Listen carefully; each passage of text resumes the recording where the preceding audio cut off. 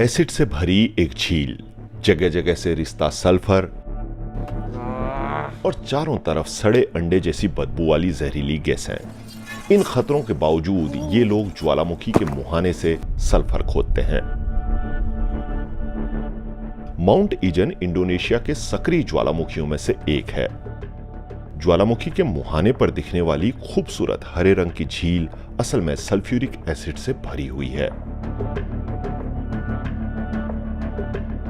इसी झील के कोने में सुलगती जमीन है, जहां से खौलता लावा कभी भी बाहर निकल सकता है। लेकिन फिलहाल इन दरारों से गंधक यानी सल्फर रिस रहा है और उसके साथ विषैली हाइड्रोजन सल्फाइड गैस भी। लिक्विड और गैस फॉर्म में रिसने वाला सल्फर ठंडा होकर पीले पत्थर में बदल जाता है।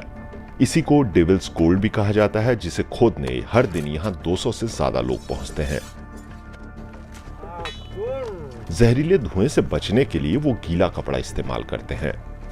दरारों से 600 डिग्री सेल्सियस से भी ज्यादा तापमान वाली सल्फ्यूरिक गैसों के रिसने के कारण यहां नीले रंग की आग भी दिखाई पड़ती है।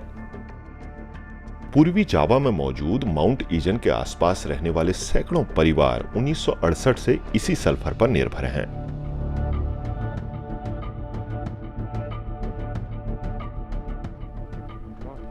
रात के अंधेरे में कैसिल जैसे मजदूर कई किलोमीटर पैदल चलकर ज्वालामुखी के मुहाने तक सल्फर खोदने पहुंचते हैं। टोकरियां भर जाने के बाद खड़ी चढ़ाई और ढलान वाला रास्ता उनका इंतजार करता है।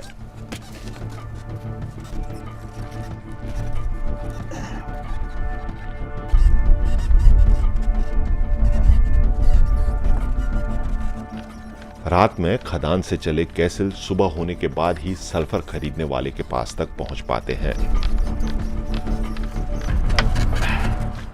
इस खेप में वो 80 किलो सल्फर लाए हैं। 75 किलो। 1-1.5 घंटे के ब्रेक के बाद कैसिल और उनके जैसे कई मजदूर फिर से सल्फर ढोने के लिए ज्वालामुखी के मुहाने में उतरेंगे। Kalau masalah bau, Pak ya? मेरे कंधे ठीक हैं। मुझे इसकी आदत है, इसीलिए कंधों में दर्द नहीं होता।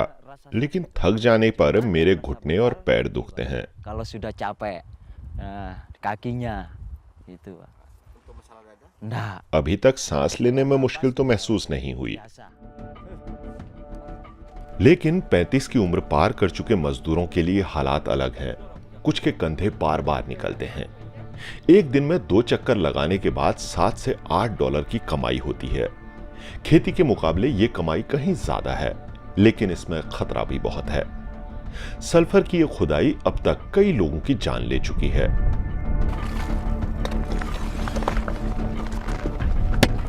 यहां का कोई भी मजदूर नहीं चाहता कि उसके बच्चे भी ये काम करें।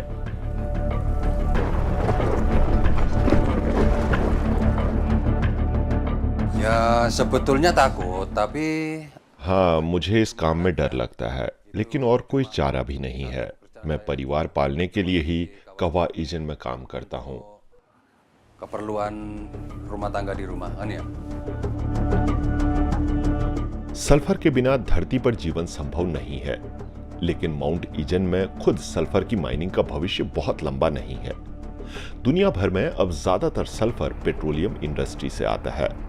कच्चे तेल और गैस की प्रोसेसिंग के दौरान मिलने वाला सल्फर कम से कम 99% शुद्ध होता है और सस्ता भी। वहीं प्राकृतिक रूप से मिलने वाला सल्फर अधिकतम 80% तक शुद्ध होता है और ये महंगा भी पड़ता है। माउंट ईजन दुनिया में नीली आग वाला सबसे बड़ा इलाका है। बीते वर्षों में यहां टूरिस्ट भी पहुंचने लगे हैं।